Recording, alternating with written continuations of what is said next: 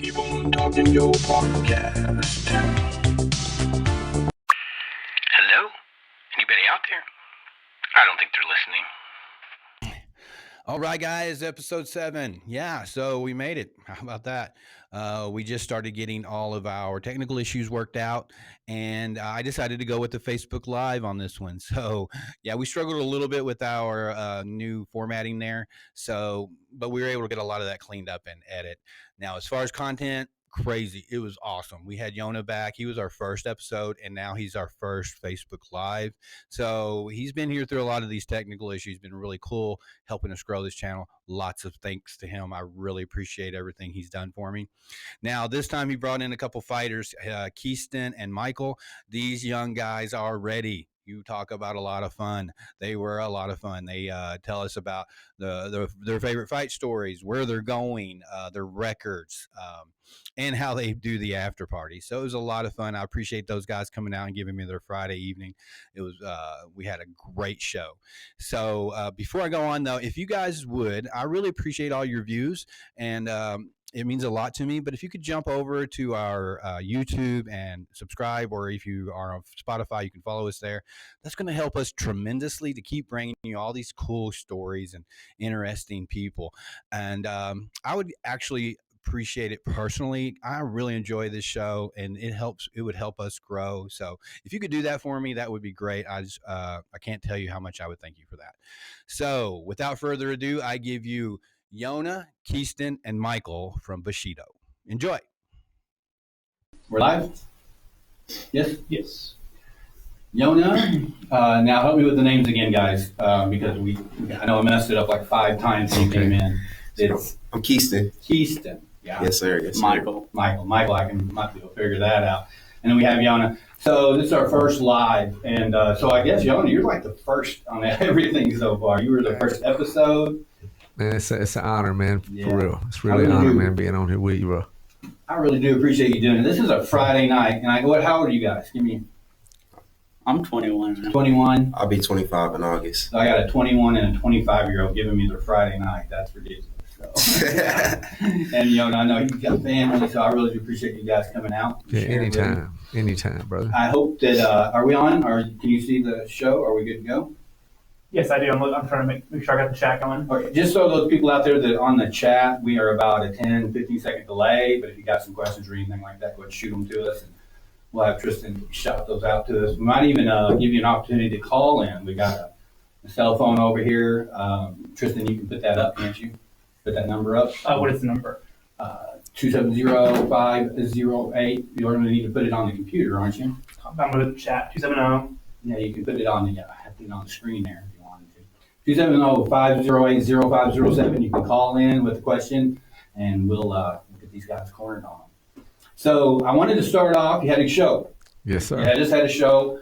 I couldn't make it. I had a death in a family, and it was like I really wanted to be there. I hate that, man. Same thing. I got another guest comes in, and he's been here. So he'll come in another time, and he's been wanting me to come to some of his events. I'm like, I'm coming, man. It's just, man, life always just kind of steps in the way. So how'd the show go?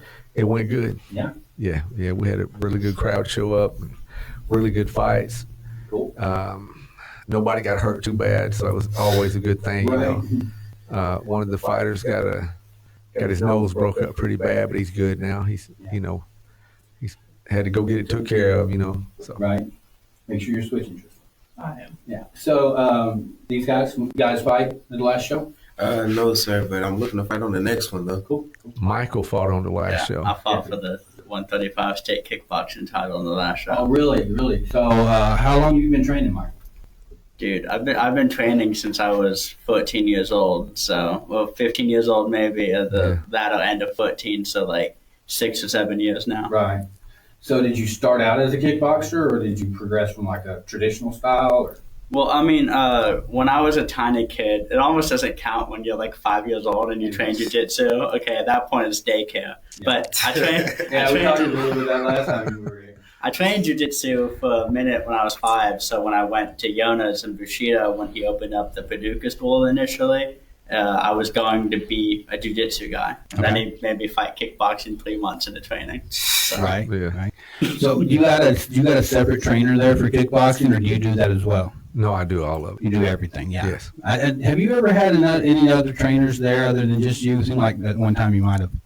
Yeah, I've had a few Helping guys out. help me out, but they eventually, sometimes like I train people and then they want to go do their own thing, and that's, Sure. and I as long as I never give anybody any grief about it. Long as it's a certain amount of respect that goes with everything. Right. Right.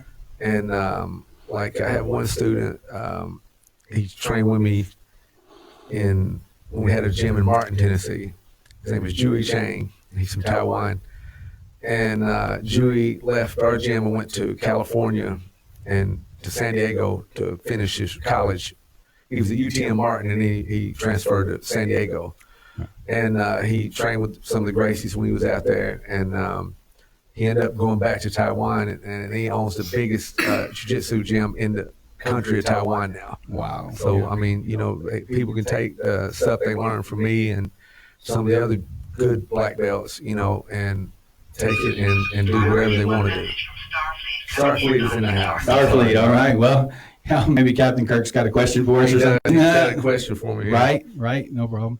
Got that. Now, I want you to tell me one more time. Kestin. Because I messed up 3 times. I'm not going to do it. Kestin. Yes, sir. So, do you have a fight record yet, or you just started? Yeah, I have a fight record. I have 15 MMA fights. I'm 11-4 in MMA, 2-0 in boxing, and 3-0 kickboxing. Cool.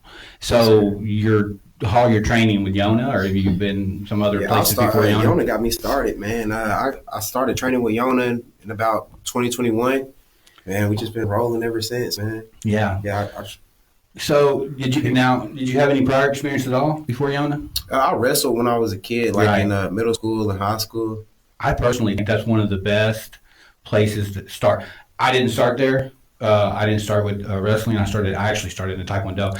But from experience of training guys, man, that wrestling, if I had a choice of someone knowing nothing and knowing wrestling, I would say nothing. But as far as any other style, I would personally start training someone that wrestling gives them such a strong base to fight from. It really does, man. Now, Keith is being a little humble over there. He's Yeah. We'll get loosened up here in a minute. Now, he as recently was the #1 ranked 155 amateur MMA fighter in the nation. Really? It was Yes. it was a region. It was region. It was number Regional. 4 in Yeah. North America. Yeah, So #4 yeah. North America, #1 in the whole southeastern region of the United States. And you're sitting here in Keville, Kentucky, in a little closet talking to me. How about that? So you're on your way. Yeah, we're on the way. Kentucky. There we boys go, do it bro. best, man. Yeah. Do it best. I will tell you this.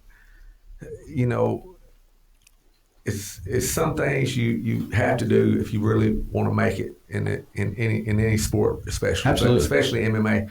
If you don't cross train with other gyms and stuff, you're probably not going to get anywhere. I agree. Because Joe, you get used to some of your training partners, and you get used to the feel and the energies and everything. And then when you go somewhere and you compete, you're not used to that energy and the Right. so if you cross train, you'll get that feel. He trains Kestin trains at Bushido. He trains at Rough House Boxing. He trains at where are you training? You train at Quest sometimes. But I train just about at any gym. Yeah. I train at Metamorphosis sometimes. I Yeah, go up there to Metamorphosis. see my uncle Champ, Yeah. James Chris. I mean, he doesn't have a gym or nothing, but he trains people up there. So I go see him when I see him. Yeah. And I demand that they cross train. It's not a request. I'm not. You go cross if you're serious. Go cross train, Absolutely. because if not, you're just not going to be ready. You might be telling us about the live. So, absolutely. I cross-trained the Grand Daily a little bit back, Yes. and yeah, I would go down there and I'd roll, man. I can remember rolling like 6 days a week, and it would be, maybe, I can't even imagine how many, probably 16, 17 matches a night, Yeah. That's kind of how our gym worked. We drill some, and then everybody just wanted to roll. But I went down there and just little, like you said, just a different feel. I would refer to it like poker. So I used to play professional poker. I still play quite a bit. And you got a group. We had one of the poker dealers, local poker dealers, in here, and she was telling me about a game that lasted 3 days. And it's just this local poker scene around here is insane. Some really strong players.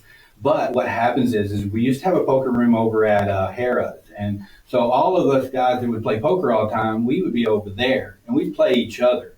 But then we'd see that guy coming in from vacation, or maybe he was in on some kind of, conference or something, just your average guy. He says, I want to play a little poker. Maybe we played a 25-cent game at home, Yeah. And it was just like sharks. Everybody was there after that guy. But every once in a while, we'd get a dude come in and he'd have chips all stacked, all funky looking, playing dumb. And next thing you know, bam, he takes some of us because we weren't used to his bluff. We got really used to playing with each other, and we kind of know, oh, this guy's going to come after me. So very similar situation there, And you don't want to find that out in a match. Yeah. You want to get that in the training before you get there. You find a lot out. You find a lot out about yourself once that cage door slams behind you. Right. It's. Yeah, and if you've been training with the same guys for a year and a half, 2 years, and all of a sudden you jump in there for your first time, and this guy's throwing some stuff you ain't used to. Yeah. It changes a lot. Yeah. Talking about cross training though. So how do you do that, June? You train pretty much everything there. Then you have your guys that have their trainers in specific things. Do you have an issue like with a guy going and training boxing and then trying to cross train that in so that they're ready for the shoot, or for some oddball type karate guy coming in there with a weird stance? I know that can really throw you. So you have to, when your guys come back, you're like, yeah, that's great, that's good, but hey, don't forget, this isn't boxing. Yeah, we do a lot of sparring, and the truth is most people cannot handle it. Yeah, definitely. I'm not. These guys know. These two young men right here, they can handle it. They cut from the same cloth that me and you are cut from. Right. And these are two warriors right here. I'm glad you brought them, because I would hate to have anything else. Yeah. Now, Kestin has won several championships, belts, and about every organization that he's fought for, he's won the title there. Michael is high octane in Indiana. Yeah, the state Indiana kickboxing champ at 125, and then the Kentucky State 135 kickboxing champ. So he does MMA too, but he's won his belts in kickboxing right now. Yeah, but he's going to win some belts in MMA too. I feel it coming. Right. Phil Collins in the air night. Heck yeah. Kestin's ready to turn pro. He's had enough amateur matches that he feels it. I feel it. Mm-hmm. We all feel he's on that level to turn pro. Yeah. And once he gets a few matches in, we're gonna start pulling some strings for him. Right. Yeah. Because I know everybody. Oh yeah. And been around. Everybody knows you too. Yeah, and I can get him on some of the big shows. I plan on all the guys that are, even from other gyms, man. If I know they're serious, and they're, I'll try to help them too get on. You'd be shocked how much that I've done behind the scenes to get some of these guys, local guys, on some of these big shows, like Bellator and XFC and Prize Fight. A bunch of the, Prize Fight. I don't think they do any MMA anymore. I think they back to boxing now, but they weren't MMA. But these guys here, man, they train hard.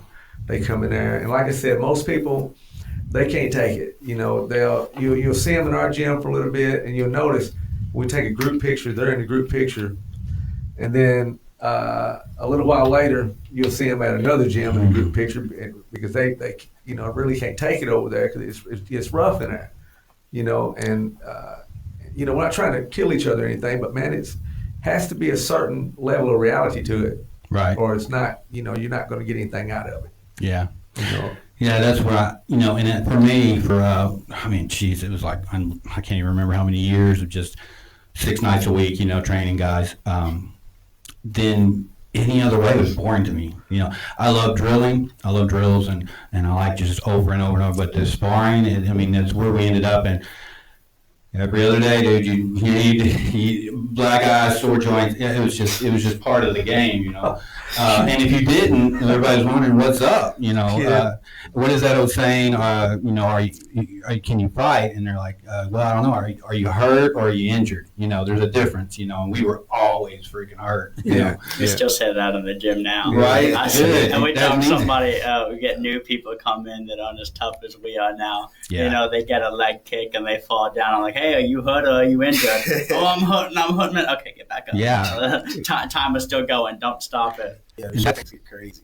Well, that's a good point too, you know, because when you get in there, you got to fight through that sometimes, and and not only that, you kind of have to. You can't let your opponent know, you know, if you're hurt, you don't want to. Then they're just going to go for that area there. So. Poker face. Yeah. Gotta have a poker face. How many fighters you got right now? MMA fighters, I say we probably have 12 or 14 that's you know, out of our gym that's active fighters. I got a few more new guys that are coming, that are about to start fighting, and then I've had 3 or 4 new guys fight on the last show, and a couple of them got beat, and they're back in. They can't wait to do it again. You know, they want to redeem themselves for that loss or whatever. But you know, unless you do it, you don't know where you're at with it. You know, right? And now they know what they need to work on and everything. And like these 2 guys right here, they'll tell you that you notice too that the amateur is a learning part of it. And then you know that lets you know if you want to go pro or you're not going to go pro. And right. I think both of these men right here will be professional fighters here before long. Yeah. So you touched on something, and we touched on this last time.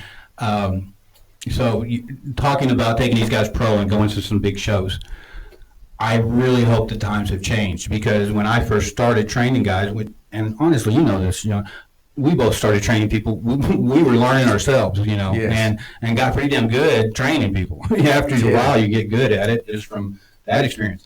But the problem I ran into most of the time, I had a couple really strong dudes.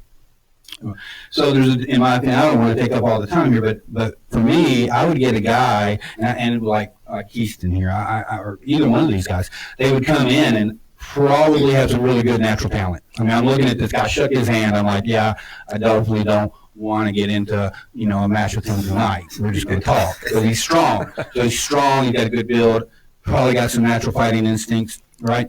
Well, I'd get a guy like that, he'd come in, and we would hardly train, and he could be in an amateur match, and he'd just slaughter, 1, 2, 3, 4, and then he ran up against a dude that trained.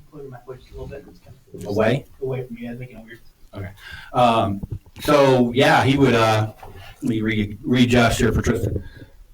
So then he would run up against the guy that trained. And I had that with a couple other fighters. You know, they were natural fighters, but they never learned how to train because they were natural. Yes. They could go in there and they just dominate, but then the other people learned how to train. And when they caught up, they could bypass them because they knew how to train, and the other fighter had never really done it. Yeah. So I had a lot of small town mindsets. You know, it's like, oh, I can't. I mean, these guys, and I'm sure you guys have the potential with this guy training you. You guys could be world champions.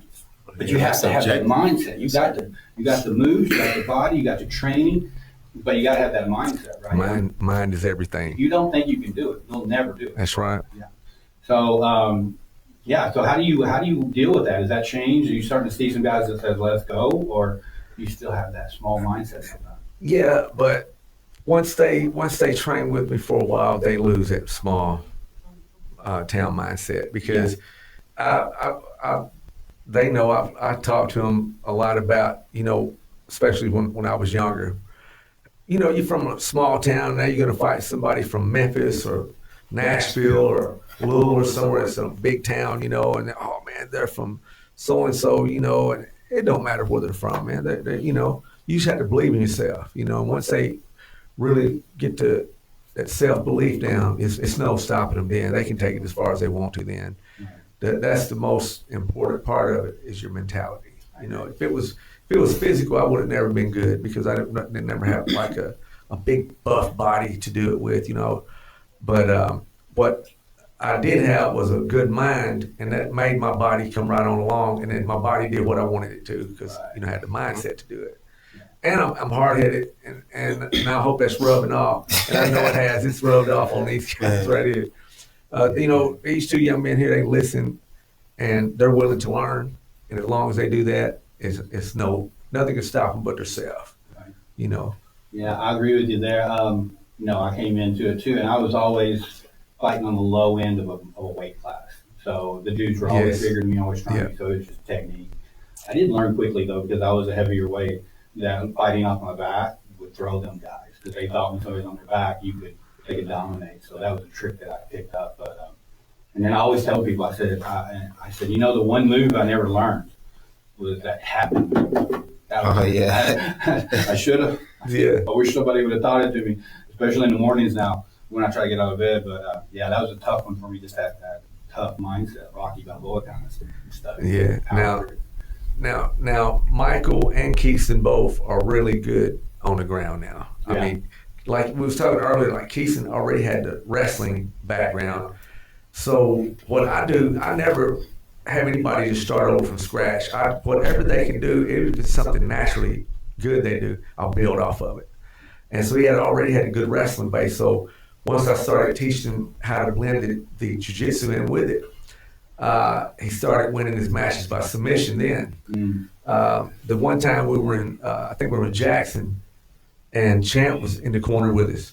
That was a nice he night. ended up catching an arm lock, and that was so nice because you don't expect a wrestler to have good jiu-jitsu, but this man is smart, and Michael too. They realize that anything they can learn, they're going to learn it and they're going to use it. And we do a different style of jiu-jitsu. I do personally because, I think we talked about this the last time. Like our team can go down to the big cities, Louisville, Nashville, Memphis, and we compete with them. And we won that one team belt. Remember that? Yeah, I remember and that. It was only 8 of us, and they had teams down there. They had 32, 34, 25, people on these other teams.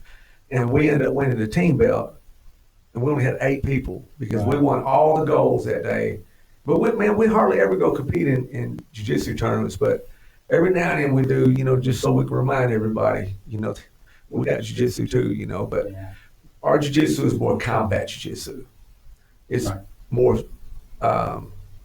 souped up for MMA. Right. But it still works in the sport side too, because we do a lot of sport, but mainly it's the MMA. Now, how many MMA matches have you had, Michael? Man.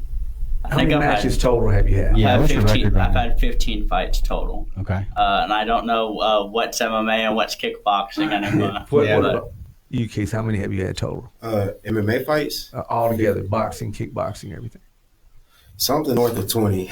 Yeah. that's what I'm thinking. I knew it was over 20. Yeah. Once you start getting that much experience, it really starts to get to that mental level, Right.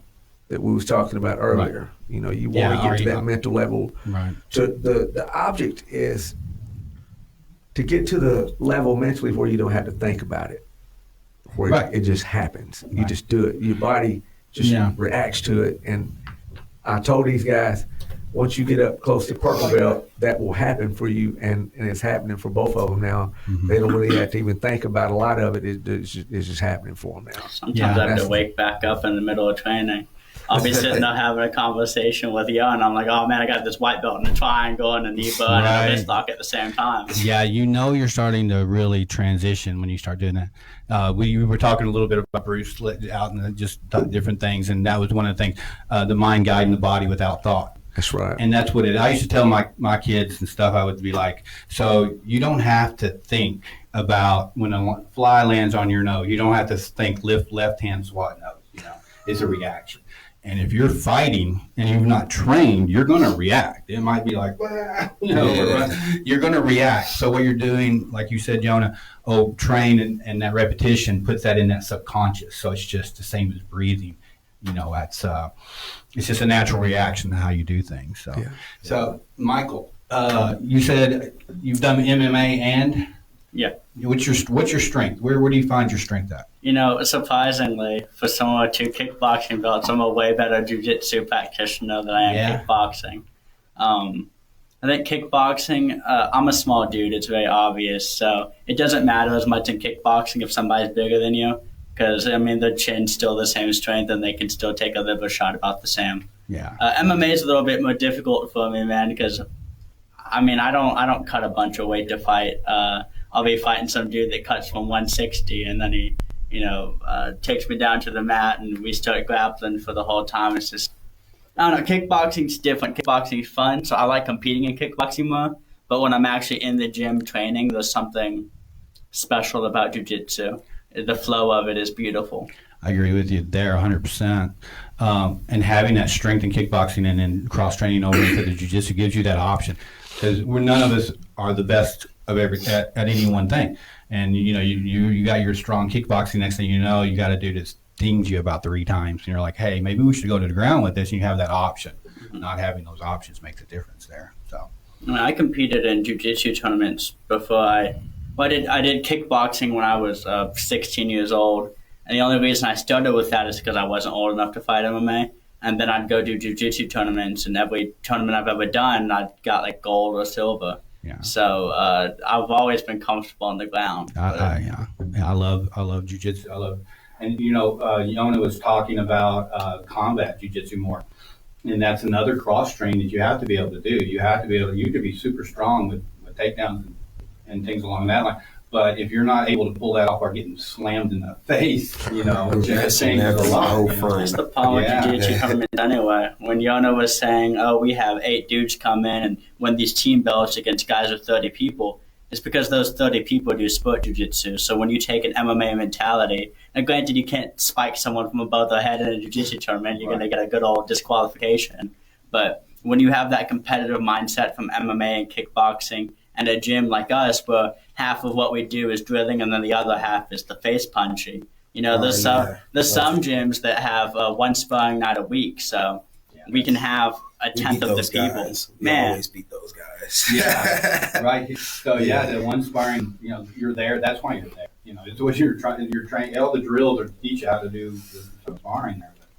But, Kestin, so you came out of wrestling. Do you still do you feel like that's your core, or have you kind of got something you like to rely on more than the other? Well, if I'm being honest with you, I don't even like wrestling that much anymore. Really? Like, man, I got my first knockout, and I was just like, man, bro. As soon as I made it out the cage, everybody's buying me beers. I'm like, knockouts come with beers? Yeah. I want to knock you out every time. When you submit them, they don't even know what you do. Yeah, they're like, that was cool. That was cool. Watching jiu-jitsu is for jiu-jitsu by people. Yes. Because you get down there, people get a little bored. But, for me, I get more excited when I see somebody, like, sneaking a triangle or something in than I would for somebody banging, whereas the normal crowd is going to be looking for that big hit. So you feel like your strength is in your striking? Yeah, I like to say that, like, I like to use my hands. I'm really hands-on. I just like being physical with the guy, you know what I'm saying? Right. Man, I started training with Yonah in about 2021. I think we took our first fight after 3 weeks, man. That was crazy. Right? Yeah, man. That's the way we always did. And we went down there and we won in like 20-something seconds, too, man. You got to just short night. It's that grit I was talking about the last time. Was you have to have that certain grit. You got to be cut from that claw. You got to go. And amateur fighting, it's not going on your pro record. That's training. Right. That's right. Is training, dude. That is cross training. Anytime you get an amateur fight, you lose. Don't take that so hard because you're out there training. You're learning. It's like a new guy, In my opinion, that's the way I see it. So, jump in there as all you can. What about legs? How we flexible? We get some head kicks, anything like that? Shoot, my hip flexors are not the most flexible, but I'll tell you, I'm that thing up there. You never know. How about you, Michael? Big kicker? Dude, yeah. I got noodle arms, so I got to sneak a shin across the chin when I can. I'm pretty sure actually every single one of my finishes in kickboxing, MMA, it's all submission, but And I think all my kickboxing finishes are from a kick or a knee Yeah. or something along those lines. So Yeah, I came out of Taekwondo, so it was all kick. And I can remember my first kickboxing match, and I got there, and there were some people, I didn't have a boxing coach. I didn't have a kickboxing coach. I just had somebody teaching me Taekwondo. So I'm chambering these kicks, and I'm doing back fists, and they're like, no, punch straight, So it was, it was eye-opening to see that. But I will tell you, that kickboxing or transitioning from a traditional art like Taekwondo, which is, it really helped me understand the dynamics of the kick before we actually got in there. I don't think a lot of people realize it. Like when you're doing Muay Thai with leading with the hip, pulling the body weight in there, things like that, those leg kicks. Y'all do a lot of stand-up training, or is it just per night, or how does it work? Yeah, we do Muay Thai on Monday, Wednesday from 6 to 8. Usually the first hour is instruction, and then cardio or mitts, and then cardio and stuff. And then the second hour is mainly sparring with Shark Tank, and we stay over quite a bit, a few minutes over every time because we run out of time. But we make a little bit of time for it. Gotta get it in, man. Right. And then the other days we work on the ground, but we usually mix up some MMA every night. Cool. Anybody been knocked out? No, not yet. Not I yet? mean, technically, I've been like TKO'd, but I mean, I wasn't knocked out or anything. It was an amateur fight. Due to not Right. defending Southpaw. punches, Hey, though, that dude's bad now, though, man. He's like 5-0 as a pro right now, Oh, bro. really? Yeah, we're good buddies. We talk all the time. He's a bad dude. Get man. to him later, right? Shoot, yeah. I don't think we're going to be in the same weight class. Oh, He's right. up there at 70. I'm staying down at 55. So do you cut to get to 55? Oh, yeah. Yeah. That cutting sucks. Wait till you get older, man. The last fight I was at, I think you were at the Plex. Yes, And I that was dude there. showed up. Yeah. And he made me cut another 1 extra pound, and I just had to kill myself to do it. But when you get older, it's just twice as hard. So tell me about cutting. How do you guys go about that? we're blessed with the fact that the facility that we train at has a giant sauna in it. It used to have a small one, and the people at the pack treat us really well. The only reason they even replaced it and kind of expedited that process is for the fighters. So we had one with 3 of us could fit in with our knees touching, and now the one in the men's room is giant. The women are still stuck with the small end. I don't know if it works anymore, but mostly sauna. And before that, man, most of us really didn't cut a bunch of weight, which sometimes could be a bad thing. But Dude, I cut almost 30 pounds every time, man. Sucks. It does. I just love soda pop, man. I can't help right? it. Yeah, I see how you do over there. when we were training at the Mayfield gym, you fought on Jonathan Ivy's championship for your Dude. debut. How did you cut weight for that one? Well, see, then I was a little bit like younger, so I was crazy. I literally went for runs every time I ate food. So yeah, my knees don't like that That was no at more 145, now. wasn't it? Yeah, that was at Dude. 145, dude. Never again. I don't know how I managed to do that, bro. That was terrible. I cut 23 pounds in 24 hours one time. Oh my It God. was stupid, yeah. I had a sauna suit duct taped, and I was in the sauna on a bike. And Oh my God, that sounds like death. It was freaking How horrible. was the It cut weight was for one of that? the worst days I can remember ever fighting. And the next day you're trying to recover from that. It's just you're not yourself there, for several days. But that sucked. But now I don't even know if I could even literally pull it off. We were asked, what do you guys do to mentally prepare for a fight? Cool, that's a good idea. Do you have any kind of mental training you do before a fight? Psych yourself up. Great, I know a lot of people like to listen to music. I mean, I like listening to music, but I like listening to like soothing music though, like soft, slow Really? stuff, R&B Yeah. stuff. Yeah. But then as it gets closer, like towards the fight though, I gotta have my wardrobes playing. It doesn't even matter, man. Gotta have them going. You show up so stylish to the weigh-ins, man. It makes me feel so bad. I used to have long hair and a shaggy beard, so I would show up and they'd think I was like a meth head stage producer.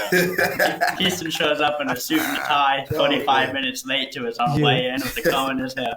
Looks so live up. So what do you do, Michael, to mentally portray? Just go for it? Are we talking like, Check okay. the guy out? Yeah, that's You all. guys do Oh, no. a lot of- you guys do any kind of research on them before you hit? I mean, don't do that as much on the amateur because you don't have a lot to do. But Oh, I do. yeah. Yeah, I mean, Yeah. I've gotten sneaky with it, man. Whenever someone in the gym has a fight coming up, they actually usually hit me up because they know I'll scour the internet one time I couldn't find film, so I made a fake Instagram account and put the promoter's like profile picture, and I messaged them. I said, "Hey man, I'm making a highlight reel for this show. I really need film for it." So that, yeah, I mean, it was to fulfill a Hazelwood actually when you were supposed to. He's showing you his best stuff too. You know? Oh, that's crazy. Yeah, That's clever. That's clever right there. I'm gonna get my film because again, like I'm a small dude. I have to fight intelligent. I'm feigning the entire time. I keep the perfect range. I can't go in there and throw haymakers and hooks with the dude and then walk out. I mean, I will walk out, but he's gonna walk out first with his hand raised. Yeah. You know, so I have to do film study. I have to be intelligent when I fight. Aaron Smith asks, "What do you guys do to win a fight?" How you celebrate, guys? I know I've heard a little bit of this already, right? Oh man, shoot, man! I'm staying up to 5 o'clock in the morning. I'm rewatching that knockout about 10 times. I'm having me a couple colas, and we're about to have some time, man. I'm telling you, right? Yeah. Well, usually when you fight out of town, you get a hotel room. And then when you win a fight, everyone thinks you're way more attractive than you were. So, before I was 21 and I fought, that was the main way to celebrate. Now I get to drink, you know, make me I don't know. I don't know which one I'm going to Yonah, what do you do to celebrate? Man, I don't fight no more, but I just back in the day, man, I just wanted to get back home and chill, man. Dude, just go to the hotel room with my wife and chill, whatever. Yeah, because I didn't ever really go out and party and stuff. You know, I have never really done it. I don't think I've ever been to an after party. They're on my butt all the time about going to the after parties, and I'm like, I want to try, you know, but it's so much to do when you promote. You know, afterwards you have to deal with everybody and everything. So you just leave it's kind out of hard to get to it. You know? Mentally, yeah, and I'm ready to lay down after that. Because I've never been to when it's over, it's like weight of the world is off your shoulders, you know, right. And you can finally relax. No, I know that. And I used to go out with Stoner. Danny Stoner. I love Danny Stoner. Oh my God, dude. And him and Michael, they're going to be here soon. They're going to do a show with me. And I hope maybe they're watching, I don't know. But you go out with them, after parties were insane. Yeah, I might go have a beer and I'm like, all right, buddy, guys, you got it. You know, let them have it because you're right. Especially when you got fighters. If you fight, you got fighters. So you got the stress of yourself and you're trying not to let them down. And, you know, you don't want them to see. That was one of the things I always said. I was never really afraid to fight anybody because I always fought kind of heavy guys, big dudes. But I hated for somebody to see me lose. You know what I mean? I hated that. That's where I was most concerned about. But, Stephen Bonner came to Paducah quite a few times. You remember? Yeah. He came down and he went and partied with Stoner and Brian Brooks and all of them afterwards, and he said they were the craziest people he'd ever seen. You know, oh, that's crazy. That's awesome. Yeah, Stoner. There's awesome, a different breed back. You know, those guys come from the backwoods of Salem, Kentucky. You know, a lot of bonfires. Aaron Smith also asks, how many fights are you guys in for a year? Yeah, that's a good question. Back when I was we fight all the time, but you gotta wanting to become pro now. You know, it's a different world. I can remember trying to find a place to fight, travel all over, and I'd get there, dude, be 20 pounds over, you know, what we agreed to, so we'd fight whenever.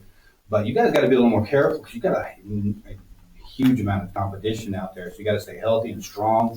What kind of fight? Maybe this is one we want to throw at Yonah. What do you recommend for your fighters, you know, as far as per year? How many fights? Not understandably, it would change if one of them got hurt. But if just on a standard, how many times you go? I would say 4 matches at the maximum. I don't know. Michael takes about 45 matches a year. He fights all the time. But I mean, if you're healthy, I don't see anything wrong with it. Right. You know, if you don't have any injuries or anything. I mean, and you're trying to get there. You need matches, you know. So, but you know, the average person, you know, I'd say 4 fights here every 3 months. You know, because I'm not average. A lot of these guys are scary, man. They take about 1 or 2 fights because they fight in their hometowns, man. Yeah, I mean, it depends on the fighter. When you are fighting amateur and pro too. Yeah, there's a lot more at stake on the pro level. Shoot, one time I took 10 fights in a year, man. I was fighting almost every other weekend. We man. was traveling everywhere. Dude, the second year. You know, it's amazing. Yeah, it's crazy. It's amazing that you know, the Bushido guys will go. You know, we'll go to to the furthest part of Kentucky, East Kentucky that it is, or to Carolina or somewhere and fight. And we fight everywhere. Tennessee, everywhere. And we'll go fight, and it's amazing that a lot of the guys, probably shouldn't say this, but they won't come over here and fight. You won't. Right. A lot of them will not come over here to Kentucky and fight. And I think it's because of the rule set. Because in Tennessee, it's look, I love Tennessee MMA. It's awesome.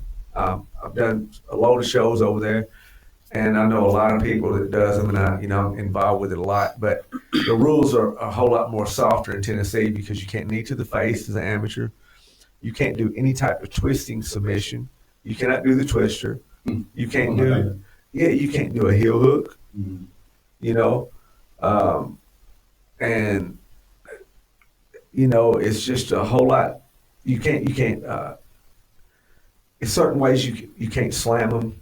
Right, yeah. But in Kentucky, it's wide open. You pick them up in Kentucky, you can slam them on the top of their head. Spiking. You can spike them now. I mean, the rules have changed over here.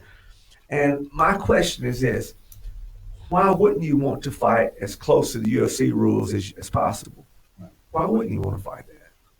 And we love it when Joe, back in the day in Kentucky, it was basically UFC rules for amateurs. Right. Elbows, everything. And UFC rules back then were different even. Yeah, were quite different than they are now. Yeah.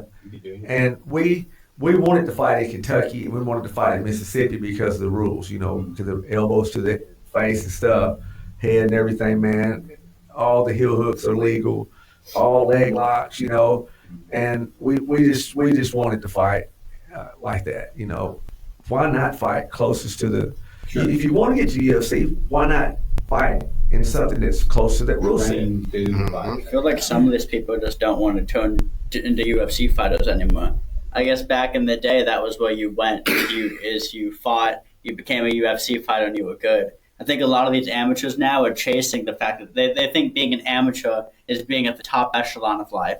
We have some people that fight amateur and they cherry pick fights, fight twice a year, take 6 long training camps, they're 7-0, they have all these sponsorships from all these local companies, and they turn pro and they just turn off the face of the planet, man. And they didn't do all the proper preparations. Someone at Bushido can have 5 fights and be more prepared to turn pro than some of these people can after 15 AMI fights. So yeah, I would highly recommend to listening to that coach.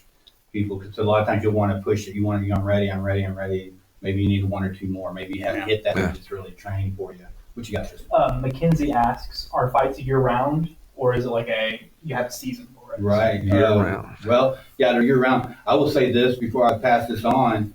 I used to hate fighting like January and stuff, and the older I got, the more I hated it because training sucked.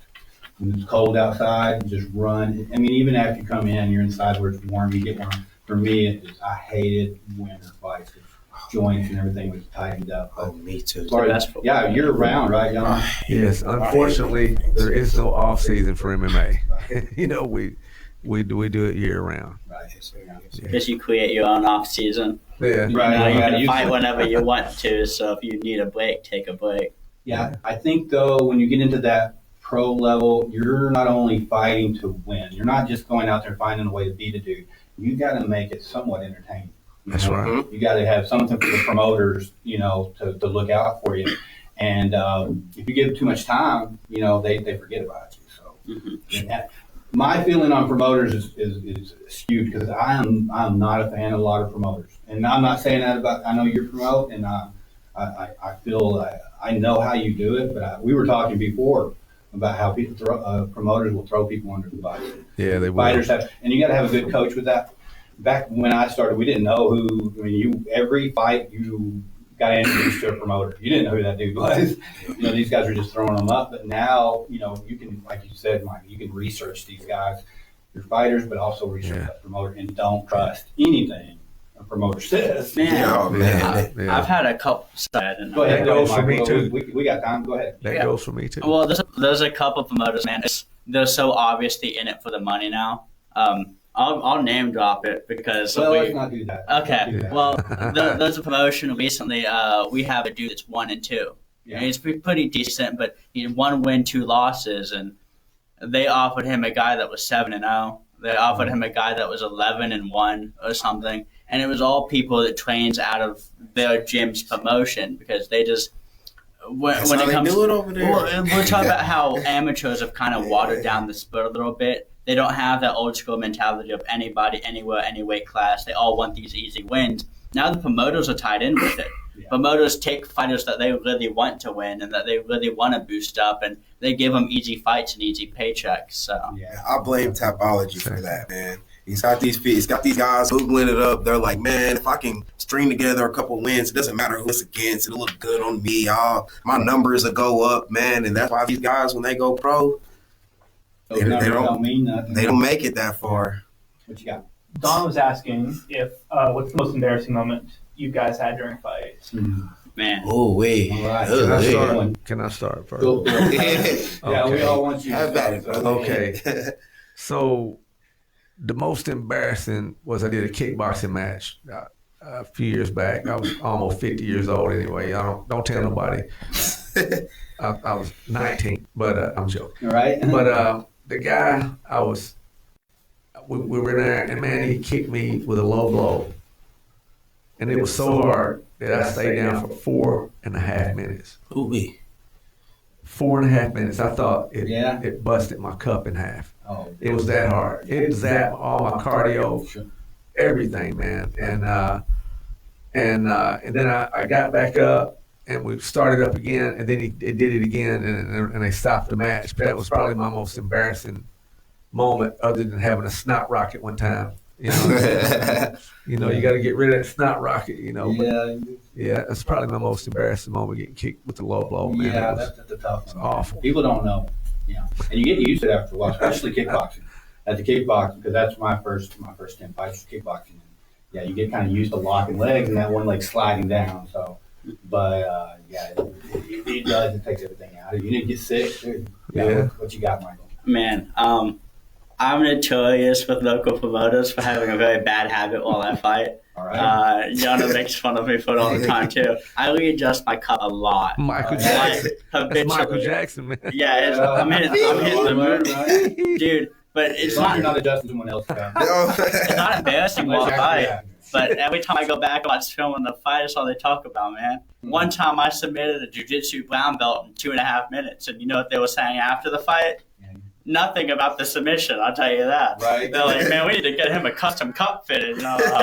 You sponsor it. So that's my embarrassing thing is every fight. That's pretty good. Yeah, I'd say that's opposite there. What about you? Shoot, man.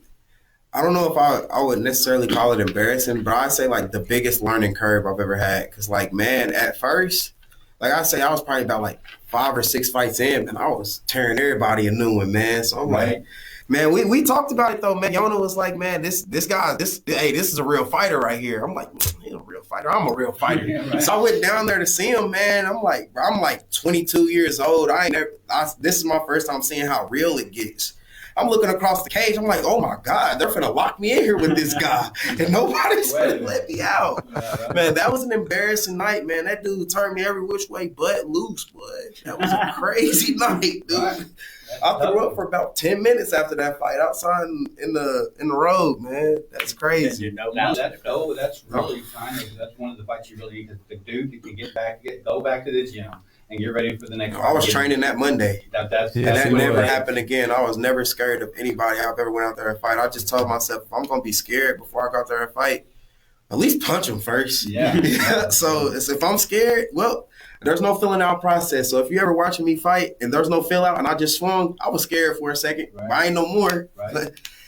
Learn a lot about yourself. I got a couple embarrassing ones. This is a funny one more than anything. I was in a jiu-jitsu tournament, and you just know sometimes when you show up, you're like, oh my God, I got this. You know? And I was rolling, and it was an elimination, so I was eliminating. I got with this one dude. He had a big long hair, kind of Fabio look, you know. Yeah. We were rolling around. I got it. I got his back. I started getting some hooks in, and I'm trying to get that chin to pop up, you know. And I got my head buried down in his head, you know. And all of a sudden, I go, oh man, your hair smells so good. There's a big old loggerhead on your back. You know, he tightened up. And then thanks. You know, Thanks. but I like to have fun like that. But embarrassing, I guess the one thing embarrassing for me was when I got older and got out of shape. And then I wasn't as embarrassed at the moment of the fight, but I look back on it and I'm like, oh, damn, maybe you should wear a rash guard or something before you go out fighting. You know, you just lose everything seems to kind of get loosened up a little bit. So that was probably it. There was one other time I fought a guy down in one of the beaches out on the East Coast. I don't remember. Virginia Beach. And I got there. Dude showed up way overweight. What we agreed to, he was way tall, had long arms, and that's the thing about kickboxing too, that reach, and especially those.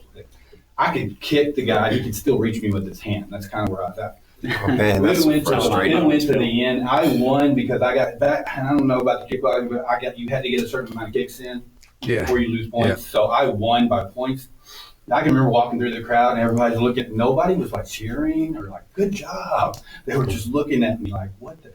So I get back and I look in the mirror and my face looks like I just went through the windshield of a truck. I mean, my eyes were closing up and all that. So yeah, I was like cheering for myself, and then I realized, oh, dude, you look like you were just destroyed.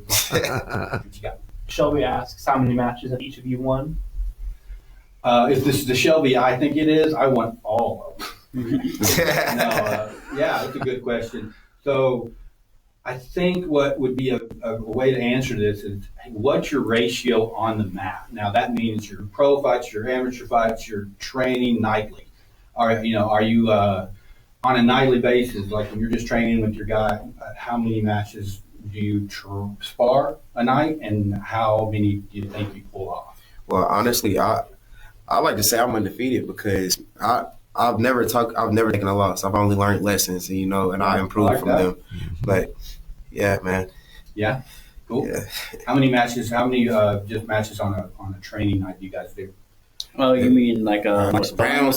Yeah, just sparring. We're in there like dogs, man. We're doing about 30-minute Shark Tanks, 15-minute Shark Tanks. I don't want to talk about those like you're winning or you're losing. That's a bad mentality for. I get you there, but at the same time, you kind of have a feel for how you perform with those as well. That changes on the day, though. Yeah. I mean, there's some days I can come in with the top people in the gym that are pro level, and we could be exchanging blow for blow. And then there's some days I'll come in and get pieced up by a dude that's been training 6 months. Right. I never come in the same guy consistently. So I think too that has a lot to do with the mental. Like you're dealing with something. Yes. Maybe you got a problem at work, or you got bills, or your relationship. It can change in that person you're fighting too. Yeah. And that's something you were saying. You were researching your fighter. Mm-hmm. You ever hear that a guy's going through a breakup or something? Yeah. Man, I'm going to do, but dude, it you know where she's something. At, buddy. Yes, I know to hit up after the fight. Yeah. You get him down there in the ground, you can whisper a little something in that ear to really mess him up. I bet you've missed this cuddling, haven't you? Yeah. On that though, so fighting.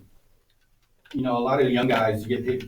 It was always so funny. I'd have people come in and like, I want to spar, but just don't hit me in the face. Do you still hear that? They do. Or go easy on me, and then they're going out there and they're swinging at you like Tyson. Yeah, right, dude. I had a gym, and I don't know what it was there for a while. I had so many people coming from other gyms, and not young. I will say that I don't think I ever had one from you. But I had to. I think they just because I was bragging, never being tapped, stuff like that, and. They'd come in and they're like, well, I'm sick of this. I want to start doing some stand-up. So we'd start stand-up. Next thing I know, they're like, well, let's hit the ground. And they would go like animals. Yeah. They were trying to freaking kill me, So, yeah, you got to watch those guys. But so going back to the mental thing, what about fighting? A lot of guys, when they first start, they get mad, when they get in there. Mm-hmm. To me, that's one of the worst things you can do. How's that work for you? Does it work for your benefit to get mad, or do you guys just lose? No. Yonah's batting his eyes at me specifically. He's giving me a stank eye. Because when I first started fighting, man, I would be the most technical fighter in the cage. And then I get hit one good time, I go and start overhead haymakers. Never worked out. Not a single time. Honestly, all of my losses come from when I first started fighting, because no matter how much technique you have, until that mentality changes. Yeah. You know, you're gonna get That's pieced right. up, man. So Yeah. being mad never helps you. It's a great way to wake up 15 minutes later on the butt lights. Definitely. I do know some dudes that get crazy beast mode. Just insane. Usually it's that strong. Usually it's a wrestler. You know, usually a wrestler can fight mad and to keep control. You ever Dude, got I'm mad during a fight? I only got mad one time, dude. It was when I fought Wilson Lopshire. Not Wilson Lopshire. We were supposed to fight that guy. We're gonna talk about that another time. What was his name? Wilbur Layhands down there in Louisville. That made me mad because he almost choked me out, bro. I started I don't know, like he had me in the guillotine really tight, man. I was gargling, I couldn't breathe. I was like, boy, if you let go of this, I'm gonna get you. You TK'd him like 30 seconds Man, later. soccer kick, boom! It was over. That's Man. future of fighting, wasn't it? Yeah, that was a good night, man. I'm hoping Future of Fighting lets me on June 6th, man. That's what we're getting ready for right now. All right, so man, June 6th. let's talk about that. So, what fight are you looking to get into? It's What's the show? I'm tongue tied. Future of Fighting. Yeah, Future of Fighting. Where's that located at? In it's in Louisville. Louisville. Yeah. You guys are gonna have to train me. You're gonna move out of date on some of this. I can keep up with it next week. It's They one of have the a- biggest damage shows Yeah. around here. Yeah, they have outdoor.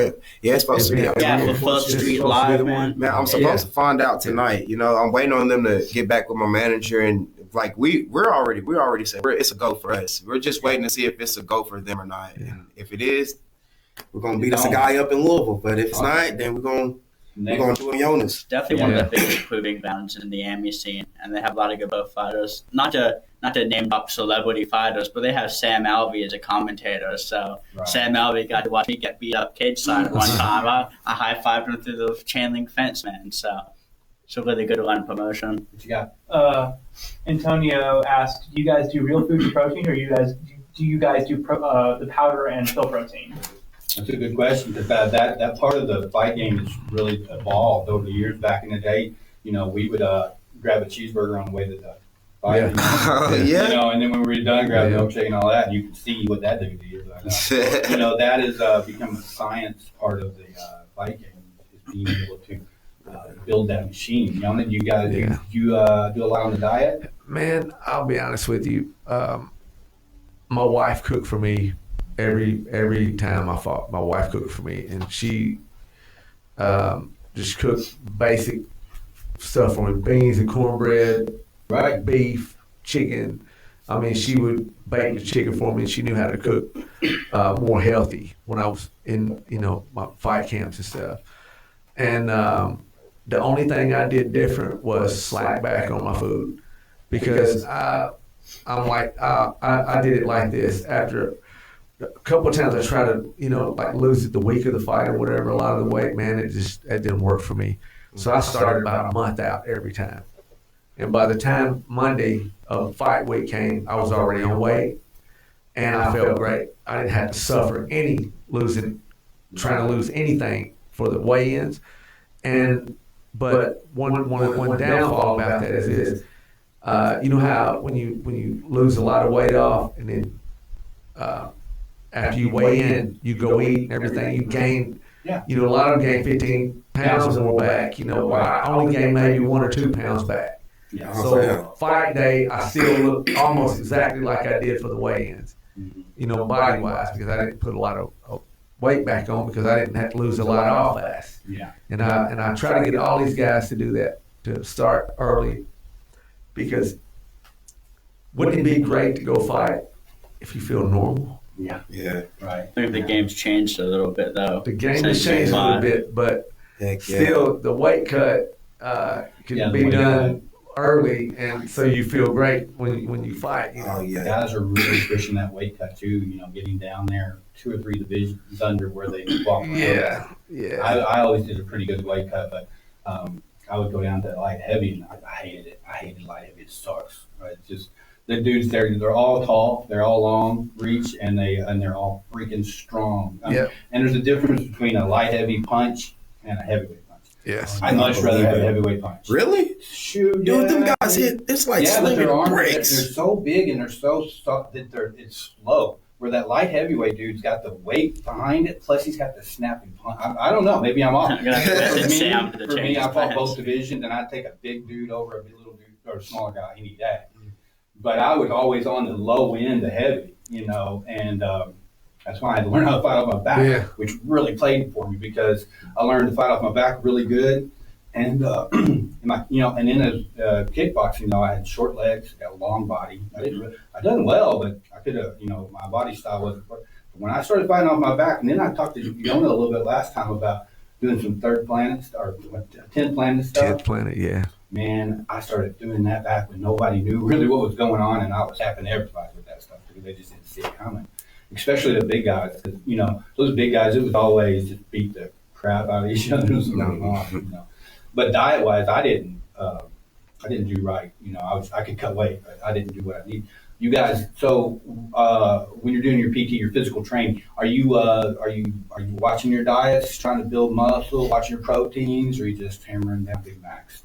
Dude, I'm training like a madman right now. I start my days about 5:30. I weight train every day about 5:30, man. I go do cardio, do some mid work about 7 to 9. And I'm only, for the next 2 weeks, I'm only eating white meats, no reds. Yeah. Because I'm trying to, get lower, man. I started my cut at 190, man. I got to get down there to 56 by the 31st, June 6th. That makes it hard to eat right. I mean, when I say eat right, I mean, building muscle, proteins, and things like that, because you're really just it's a lot of greens. Yeah, a lot of greens. But then you get down to the end, it's water. You cut that water weight, sweat it out at the end. But I remember guys cutting weight with laxatives and all that. Oh man, that's crazy. I've thought about that. I've tried that before, man. When I first I did that a lot for wrestling though. That's crazy. Yeah, I forgot how that worked. Yeah, I want to know, just in case it's a good thing. My mouth was always dry. That's how that worked. I got a couple good fights at 125. I could change. It's something about it though. It does zap your energy. You just don't have. I will on Monday, that's for sure. If I eat lean, if I don't, I cut my calories down, my work down, I feel I have a lot more energy. I don't know what it is, but yeah. So, but you do see that. The pro fighters now, they got a kickboxing trainer, they got a jiu-jitsu, and then they got a dietitian, and everything. And you got to watch out because you got a guy that you're training. He's super good at kickboxing. When you send him out to weight training, and he trains him correctly, or the dude trains him wrong, it tightens him up. He loses some of his snap. Yeah. So never been knocked out. What's your knockout record here? What do you guys got on knockouts? You got a lot of technicals or some bangers? Actually, yeah, I have it's like a humble brag. I have a 100% finish rate. Yeah. So every fight I've ever won has been by knockout or TKO or submission. So. Yeah. Awesome. Well, so you might be glad this is a small podcast because people hear that they're going to come for you. They're like, I'm going to be the guy. What about you, Kestin? Man, I think I have 4. Yeah, I think I have 4 knockout TKOs, and I think I have 4 submissions and 3 decision wins. Yeah. I don't know. It's been so many, man. I tend to lose count, man. Yeah. That's where you need to be focused on the next fight, not the ones you've been through. So what about the first time you knocked somebody out? How did you feel about that? Was it exciting, or did you oh my God, did I kill him? Most of the guys I knew, they're like, oh no, is he going to be all right? That was crazy. I felt so bad because I've never done that to somebody before. I just remember going down. We went down there to Evansville for the first time. It was me, Yonah, and Prentice. And I said, man, because my last fight I lost. Because the promotion, there's some cheaters down there, man. But we're gonna leave them alone over there. But I said, man, I went out there and I was wrestling only. That's the last fight I ever went into wrestling. I told Yonah and Prentice, I said, hey, man, just tell me to keep throwing that 1-2. That's what we going to do tonight. Went out there, he said, hey, keep throwing it, man. Boom, I hit him with it, man. He tried to plead. He said, I wasn't out of there. Man, the ref's like, you're out cold. I see his eyes roll to the back of his head. Yonah turned around like this. Dude, he tried to walk away from the cage. He fell down. The ref's like, sit down, stop. Right. Then we make it to the back, man. He had a cut so bad on his eye, man. They didn't have the proper stitches and stuff back there, so they had to send him to they sent him off in ambulance. Man, I was like, man, I felt so bad. I was like, man, are you okay? Man, wasn't that dude that was 2 weight classes up at a catch weight? Dude, that's crazy. He was supposed to fight my teammate. Speaking of Wilson Lopshire, I was supposed to fight him that night. He just dipped out of nowhere. Wow. And then I ended up fighting the dude that was supposed to fight my teammate. They were supposed to fight at 155. We ended up having a fight at 170 because the promoter calls me. He's like, well, he says he weighs 185 right now. You weigh 185 and you're supposed to be fighting 155 tomorrow, bro. How did you do that? Right. So I said, man, he make 170, we can fight. So I weighed him, all my clothes, with my backpack on, 170 pounds. Right. Out there, and we gave it to him, man. Yeah. Gave Cool. it to him. MMA fight, I weighed in a dog glove, a backpack, a hoodie underneath the dog glove, a pair of jeans, and I was still 12 pounds underweight. So Yo. Yeah. Yonah made me fight on a 3-day notice up 2 weight classes. So Yo. my MMA debut. I Yeah. wouldn't do that. Hey, it was Hey, cool. that's nice to be able to do that, because I can remember many a time standing there with my hands, and that's all I had, with my hands covering what I got. You know, Oh, yeah. trying to float. You know what I mean? You're trying to get that extra pound out there. I always had to cut, but yeah, that's nice if you can just walk in and be yourself, like you were saying, Yonah. Yeah. Shelby asks, do you guys train for belts, like in martial arts where you have, white belt to black belt, or is it just solely for the Well, fighting? I'm glad she brought that up, because that's something that a lot of people don't talk about. Of course, when I started Taekwondo, went through the belts, and then on from there. But after that, I kind of just quit. I just kind of especially some of the traditional arts. I'm not going to knock anybody's style, but a lot of traditional arts spend a lot of time with what's called a kata, which is just set movements, and it does help you be able to transition from one side to the other. But you need more, in my opinion, is more sparring. Yonah, what do you say about that? Do you run your guys through the belts on jiu-jitsu, or do you do a little bit of each? Yes. Yeah. Yeah, they had to go through the belt. So they do go through the belt system, and that's Gracie's system, Yes. right? Yeah. Yes. Michael's a purple belt right now. What are you, 4 stripe?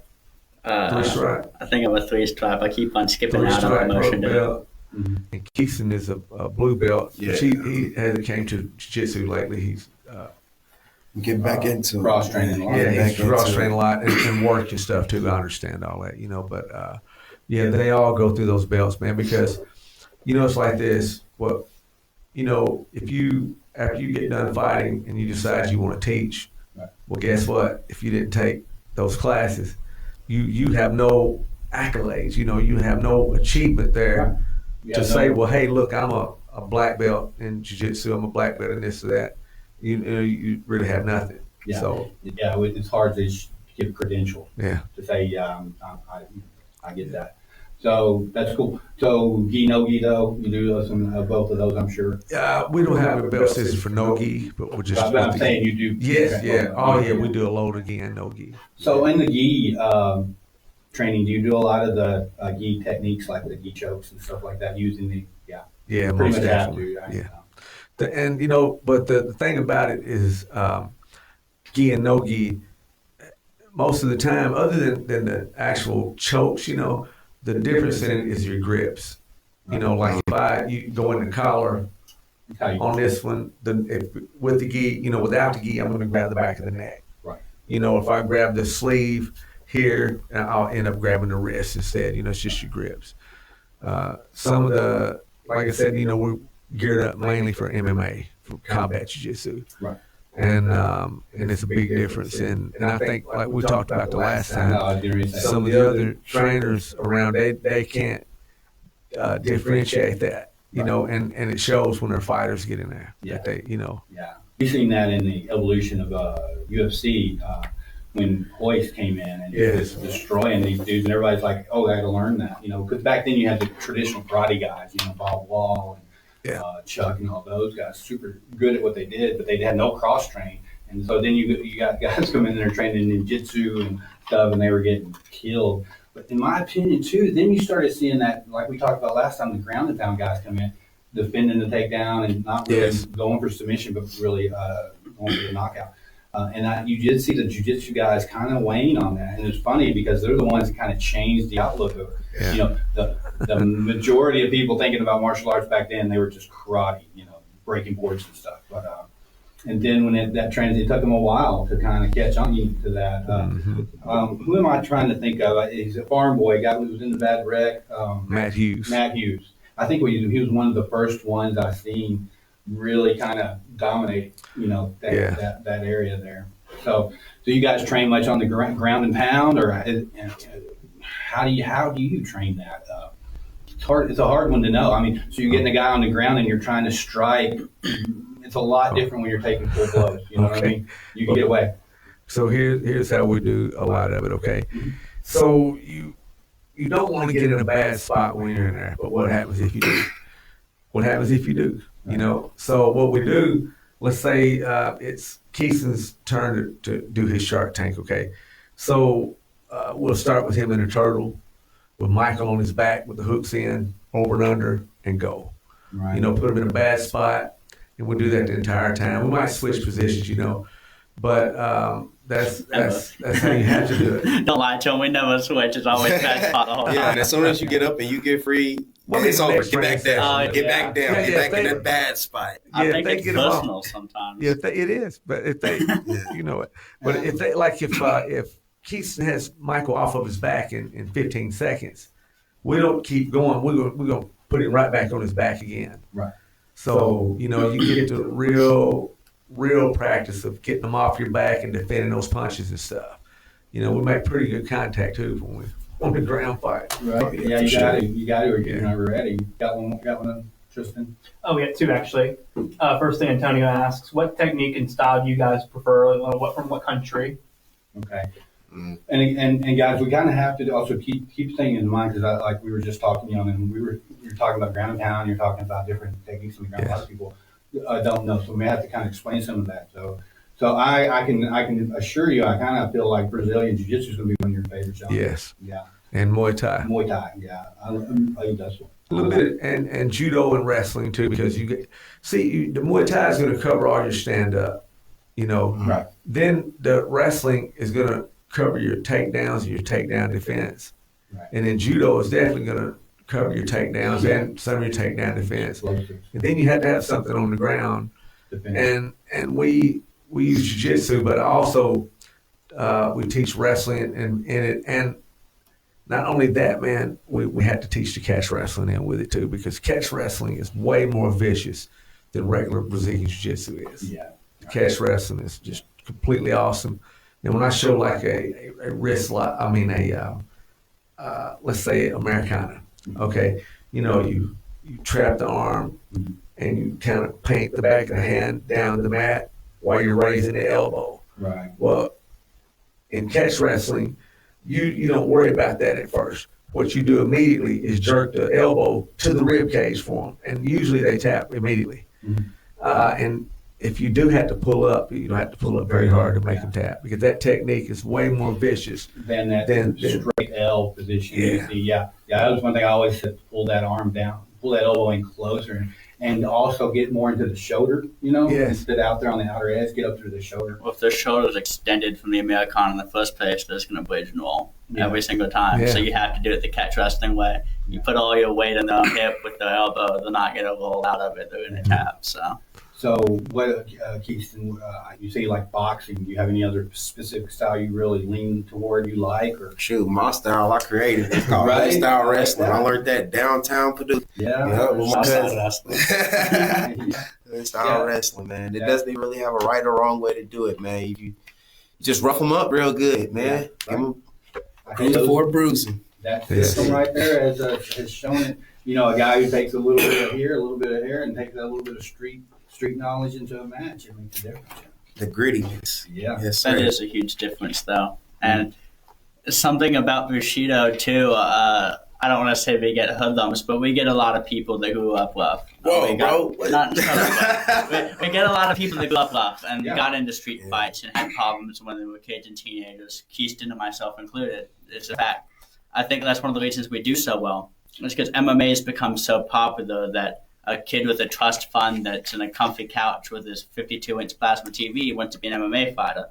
But when you have more of a street mentality about it, and then Yonah can really hone us in and be technical and relate to us a little bit and teach us the right and the wrong way to do things, the right and the wrong way to act, it takes all of the benefits of growing up and he pushes out all of the ego and he pushes out all of the narcissism. So yeah, I had my own kind of rough coming up, and I was listening to, it might have been a Rogan podcast recently. Shout out to Joe Rogan. I know he's watching. He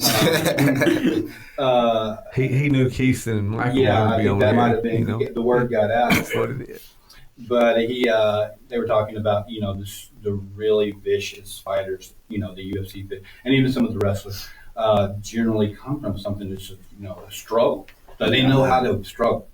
And he was talking about Jelly Roll and stuff like that. You feel Jelly Roll when you, and I don't know Yes. how you guys all like different music, but I like Jelly Roll. yeah, when he sings, you feel it. You know what I'm saying? And I had a lady in here, Brianna. She's coming back. She's a counselor, and she was talking about that too with some AI stuff. Yeah. She went through some rough times. Dude, I would not want to go what she went through. She had a really hard time with it, and she shared that with us. But she's saying when you're counseling somebody, they need that. They can tell. They can tell you can relate, and it's the same thing.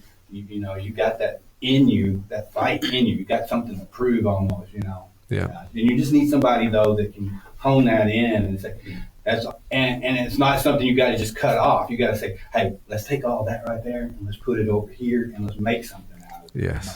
Well, it helps you build that bond with your trainer too. And I listened to you and Yonah's first episode, and you guys were talking about trusting somebody with your life when they're training you in the corner. And not to make the old man blush, but Yonah's a second father to me, man. Yeah. And part of that comes from being able to relate to us. And I can trust, if Yonah told me in between rounds, Michael, your technique's not working, put your hands down, puff out your chest, and put your chin in the air, I'm going to do it. You got to trust the dude that you're in there with your life. So Absolutely. I will say that one for us, but before I go, I want to share this with you guys. That goes both ways. You know what I mean? Joan is there, but I tell you, nothing in my life has hurt me more than some people that I spent my life with training. I got some unbelievable kids that came up with me, and I got a couple of them coming on the podcast. Love them to death. I love them for the rest of my life. But then you give everything you got to somebody, and they turn on you a little bit, or they think there's something a little better over here. And if I think there's something better over here, and I know Yonah would be the same way. He'd be kissing, you got all I got, man. I want you to go, and he would encourage you to do that. But just holding that respect and that loyalty to the guy that really stayed. Because I'll tell you right now, I know I've been there. Dude. I trained. I had to fight in gyms for years and years, and I never made $1. My loss every year, and I know Yonah's not making bank over here on this either. He does because he loves it. He loves you guys and loves seeing himself in you. So just keep that in mind when you're training with those guys. All right, so Brianna Montz asks, if someone wants to start working out and wants to learn jiu-jitsu, what would be a good way to start with that? Okay, well, that's easy. We can, there's a gym. Now, Yonah has moved his gym after the tornado. We talked a little bit about that, out to the Paducah Athletic Club. Now, Yonah, do you guys have is it just one class? Or how do you break it up into different things that people can train? Yeah, it's one class, and all together, that's because of people work and have time restraints and stuff. But we do break the class down and put the beginners over here, show them stuff, and then show them more advanced stuff to the other guys. And then sometimes we just have them all together. Because one thing that we do a lot of is basics. Mm-hmm. Because an advanced technique is only a few basic techniques strung together. Right, I agree with you there. Man. So, if you don't have your basics down, you're done. So we do a lot of basic stuff, and that's to get to that point to not have to think about it. Right. That's the key, to not have to think about it. There's a big difference between an arm bar applied, the same exact arm bar applied by a beginner and a black belt. Yes. Someone who's been in the cage for years and someone not. So, and really, I mean, how many techniques are you going to be throwing? I like to run through a lot, sometimes, but you still end up choking or something like that. To answer the question originally, though, of where do you start, Paducah Athletic Club, Bushido MMA. Yeah, that's what there's some people that are intimidated to start because when you're advertising to people, you have to preach the accolades. You have to be like, I'm going to Israel. I was a UFC athlete. I have this kickboxing champ, this MMA champ. Here's the rankings. The casual person is never going to compete, and there should never be anything wrong with that. If you're a 36-year-old single mother trying to get back in shape, Bushido's the place for you. If you're an 18-year-old trying to become a UFC champion, Bushido's the place for you. So you can't be intimidated to start at a fight gym. We have a lot of knowledgeable people in there, not to include myself in that, but I personally make sure I help the white belts as much as I can. Not everyone's going to be a fighter. So Right. That's a good point. Very good point, because actually most won't. Yeah. And I think that Yonah would agree. There's some other schools out there that depending on what you're looking for. Yeah. I know a family member on Caleb. He's maybe done some announcing. He used to announce at my show some. He's doing Machida karate. Yes. Yes, he got a place there in Calvert. I think he's moved. He's just kept growing and growing. But is it in Calvert or is it in what's that other little town? Catawba, maybe. I don't know. I'm not sure. Right I know Catawba. Yeah, it's right around there. And if you're looking for like a very traditional system, that's where you want to be. I mean, he does do that. And I know there's more out there, so you kind of have to feel it out. But definitely, I think that as far as well-rounded gym, being able to protect yourself, not even being a fighter, just ready for just about anything. Bushido's the way to go. Yeah.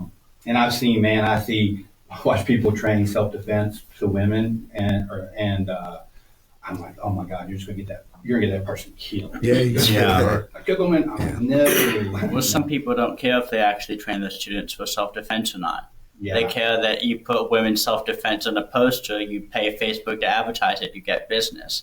That's why it's important to have a coach that cares about people and training in the gym more than the profit. So. Also, you got to know a woman that, or even anybody who's never punched someone. Yeah. You can't give them a punch to protect themselves in the middle of the night. You know what I mean? Because they don't know what that hand's going to feel like. It's just you got to give them realistic things here. Self-defense in some ways is quite different than just it really is. It is. It's a different thing. And you also have to consider there might be more than one person and things like that. What you got? So we got two. Firstly, sorry if I mispronounced your name, but Kamo Ames asks, how important is controlling your anger during a fight? I hate that. Extremely important. Yeah, we better be in class. Uh-oh. That dude shouldn't even train, honestly. I mean, right. Just tell that guy he should train. No, I'm just kidding. We talked about that a little bit. Anger there are a few individuals out there that will take that and turn it into a tank. But for the most part, you got to stay. I love it when they start losing their temper, man. Me too. They're swinging for the fences and off balance. So I always find the finish every time is when mistakes someone are going gets to be angry. made once they get angry. Yeah. And I'm not going to get angry. No, you got to. I'm going to be honest, and I'm almost laughing when I used to fight because it was something that I felt at home when I was in the ring or the cage, whatever. I just felt at home. It's a weird feeling, but.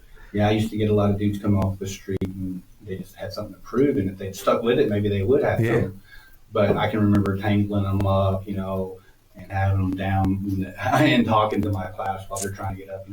A lot of people didn't even, I'll start a place of work, they never even knew I trained. They're like, are you? I would never get that. So I don't want to be that boastful guy, but I will tell you that if you come in and you give me a bunch of crap, I'm going to make an example out of it. Yonah, I would say that's a bad decision for business because they don't come back. I used to have a woman that was training with them, and she would, I'd say, we'd start sparring, and she'd kick their ass, and then bad decision for business. They don't come back. Yeah.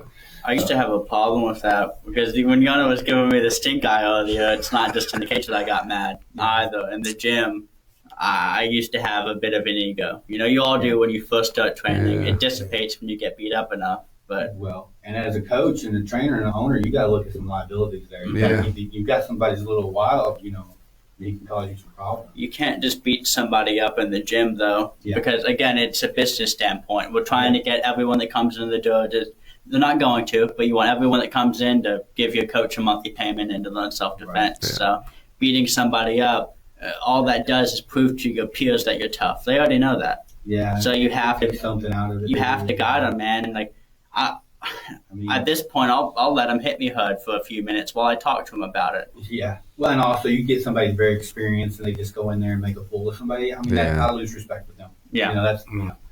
All right, one more here. What do we got? Don asks, what does it mean to teach? Is it very rewarding?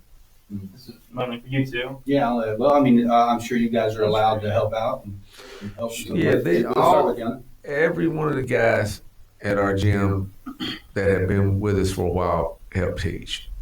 Okay, and I bet you $1 they'll say that sometimes when they're teaching, they teach yourself something too. Dude, all the time. It's all the time, and that's You don't let them know though. You just that's the benefit.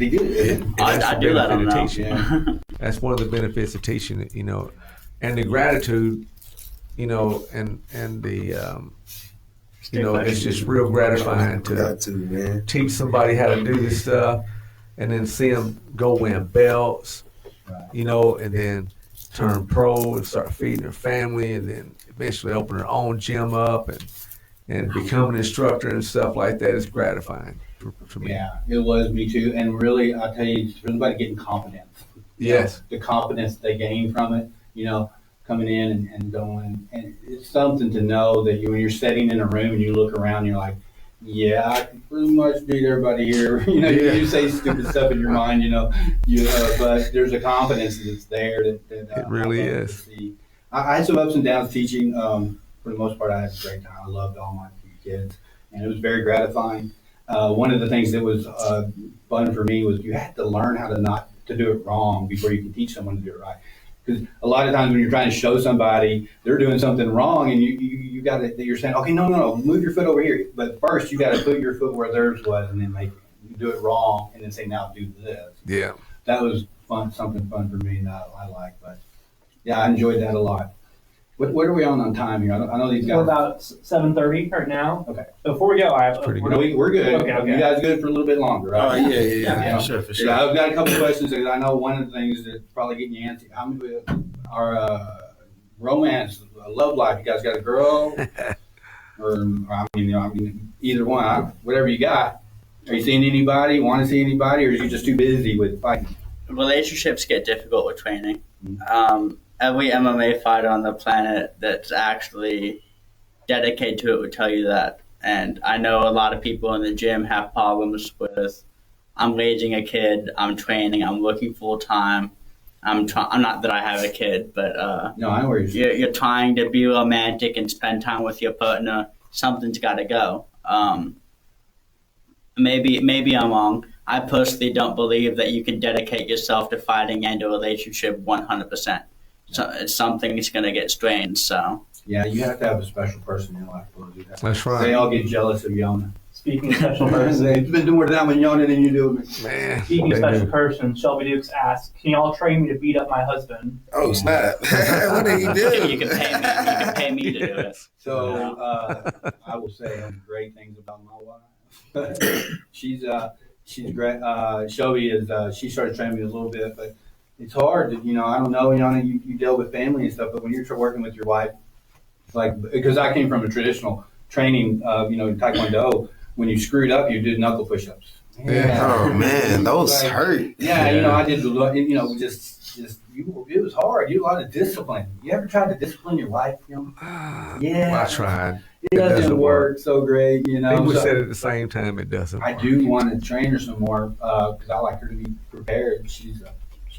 But that was a tough one. Now, I don't know if even if Yonah's going to be able to get her to beat me, but we'll see.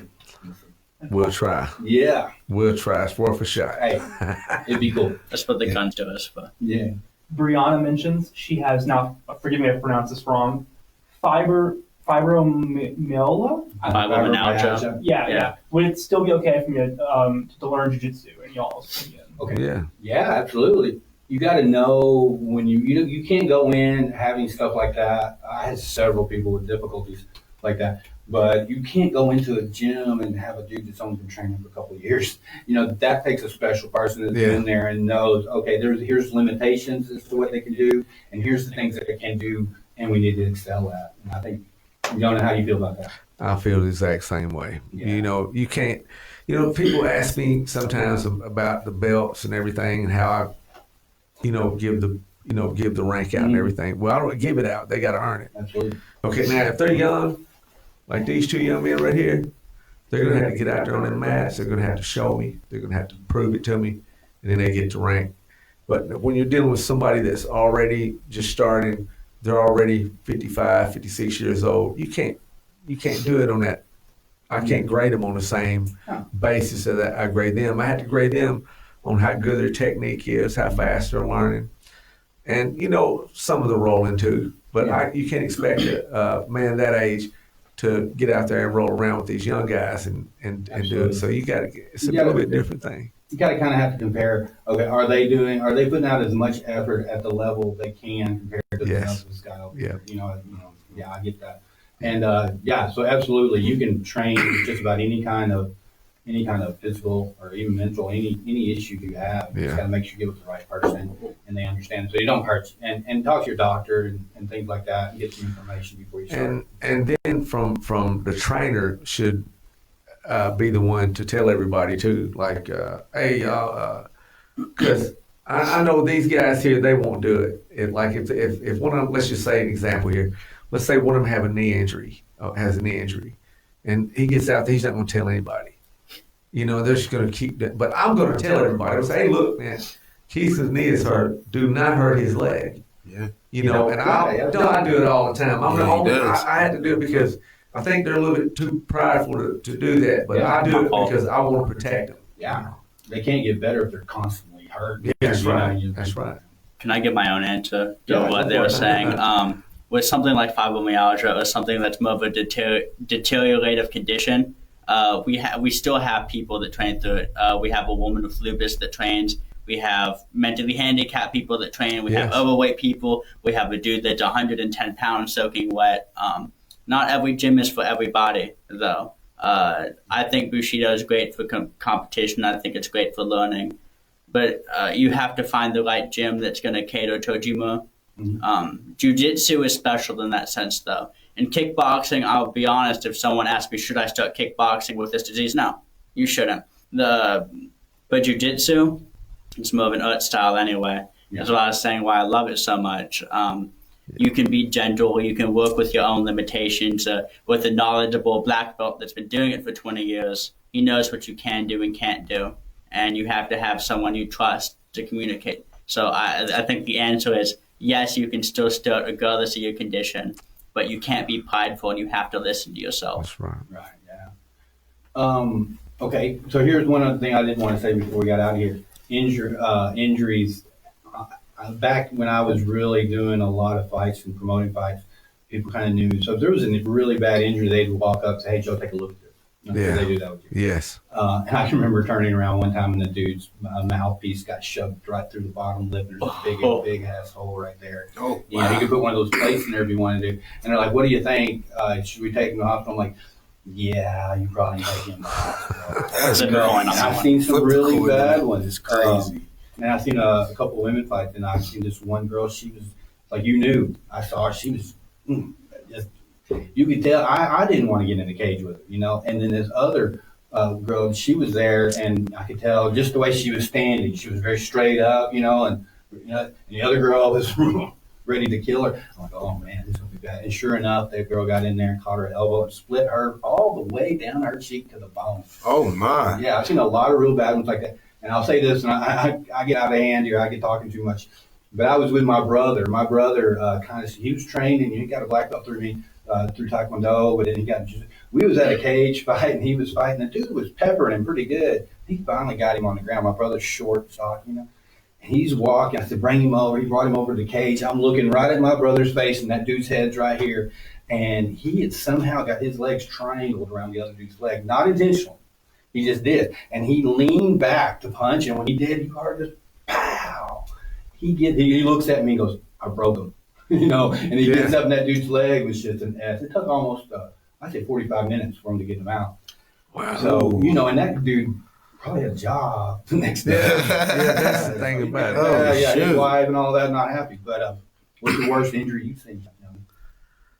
I'd say the worst injury I've ever seen was like the leg getting snapped in half between the knee and the ankle. Yeah, I've seen that a couple of times. Recovery right there. Yeah, I've seen that a couple of times. Other than that, just some deep cuts Yeah.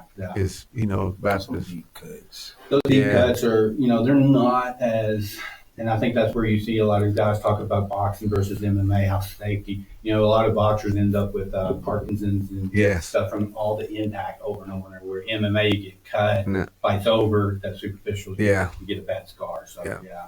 You guys ever, I know you're just getting No. rolling over here, but you seen any bad ones yet?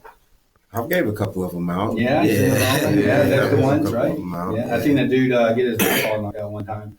It wasn't in a fight. His eyeball? Yeah, dude got hit by a beer Yeah. mug and popped his eyeball out. No. He said he could see the floor. Oh, That's cool. I was surprised you could still terrible. see with it. Didn't it Yeah, catch the broke retina or his anything? socket and everything. Keeson had a cut one time on his back.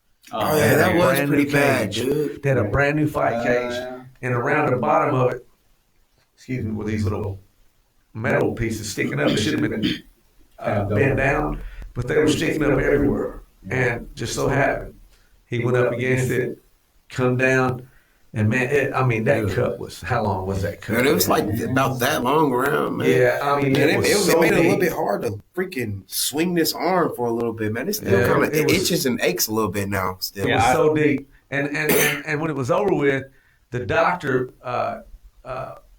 we was trying to get a doctor to give him some stitches, and that doctor was trying to send him to the emergency room. man, he wanted to go home, man. Yeah, he was ready to go home, and I didn't know he was standing right behind me, and I told the promoter, I said, "Look, don't pay him.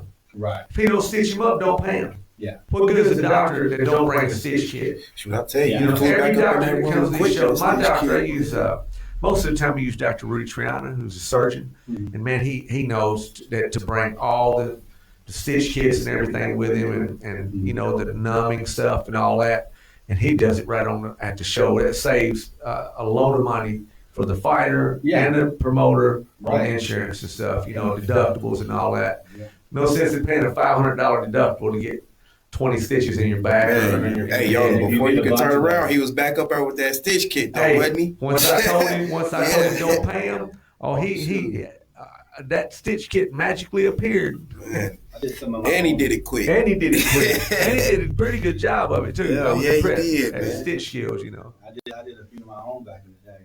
I know y'all don't believe that. I stitched up my wrist one time. We did a demonstration. I cut it, but there's a sword, and I just break this old school karate stuff.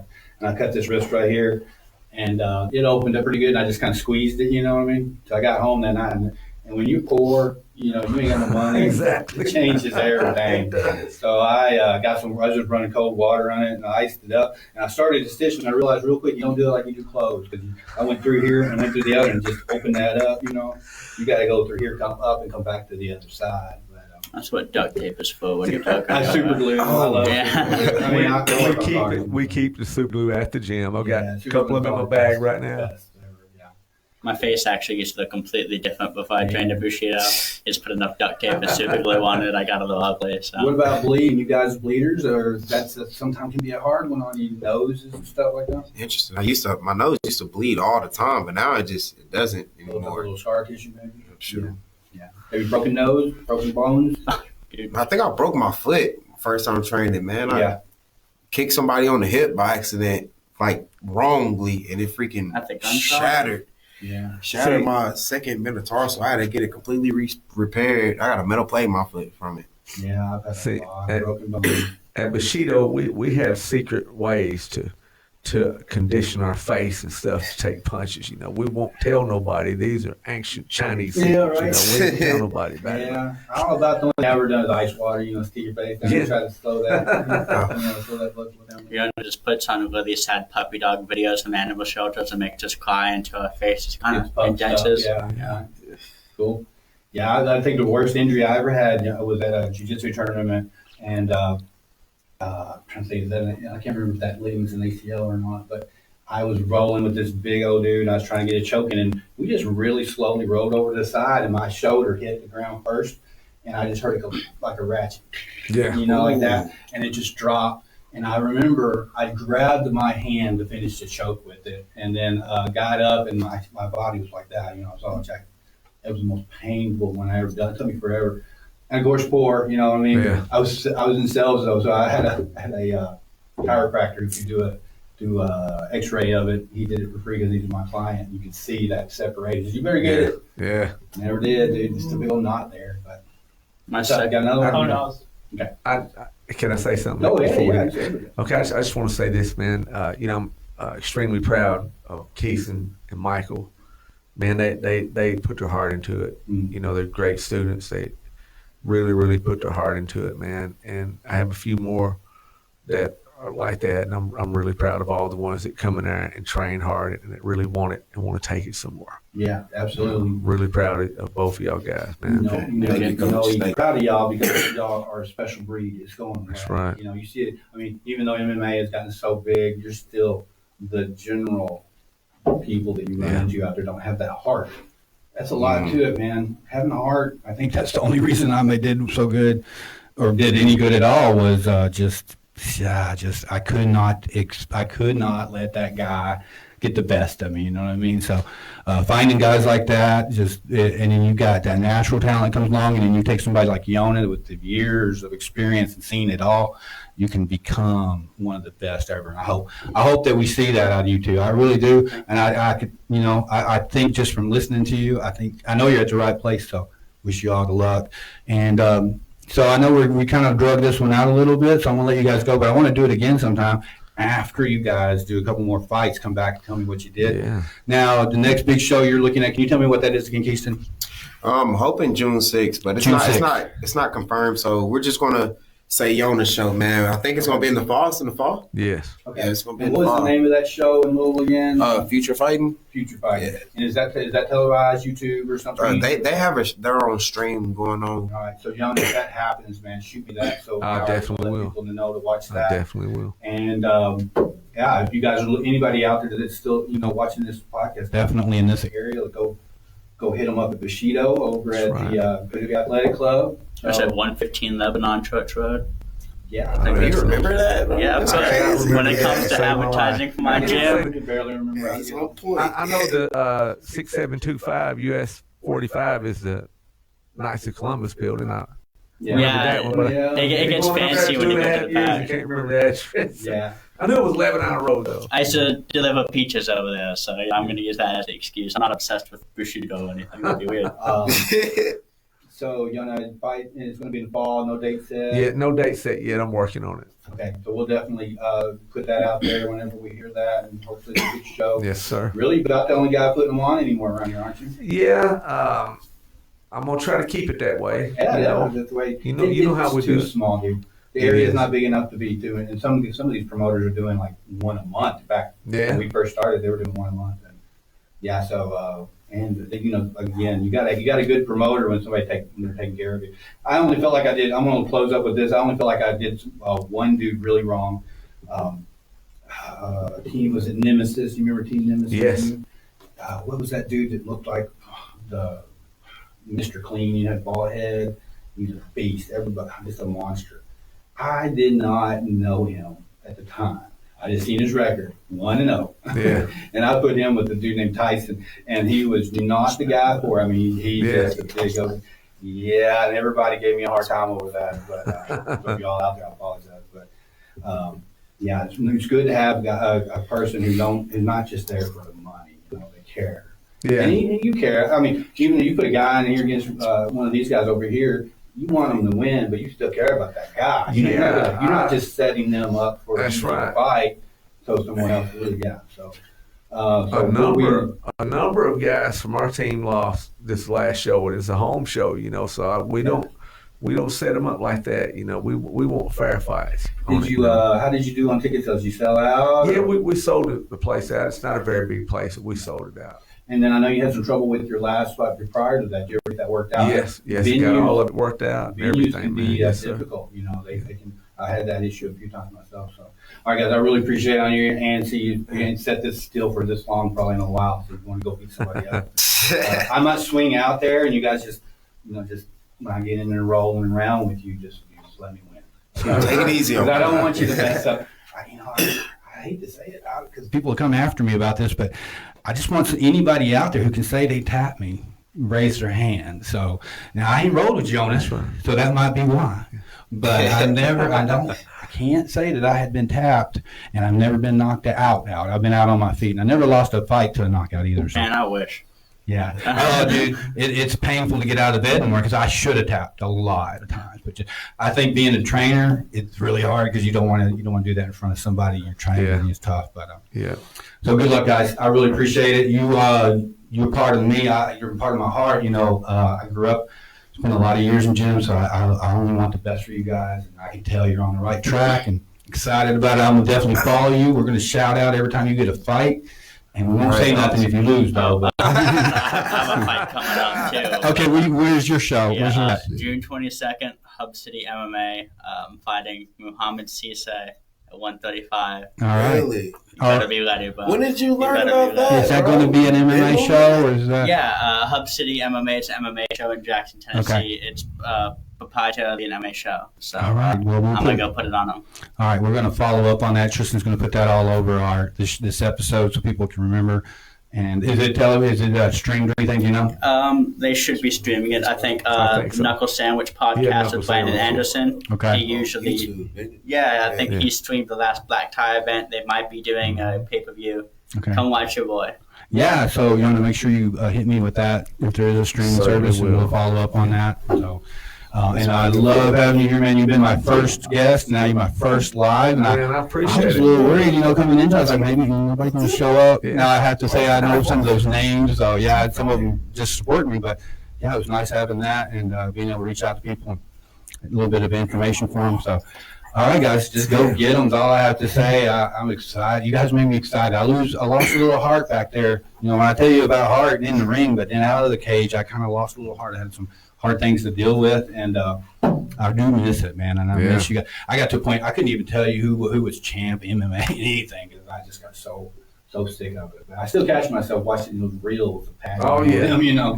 So I hope to see you guys there soon. Yeah. And we're here to support, man. Love it. Well, thanks for having us, man. Yes, sir. Appreciate you guys. Thank you for your time, man. Thanks again. Thanks, Tristan, for catching all those. Yes, sir. Thank you too, man. Everybody out there, if you're still anybody on the live, we appreciate you all showing up for our first live. We're going to be doing this again, different groups. So keep checking in with us. And one final thing, I don't do this enough. Go to that YouTube channel, or if you're one of these Spotify, we need some numbers on there. Our Facebook grows, but our YouTube channel, I think everybody likes those shorts.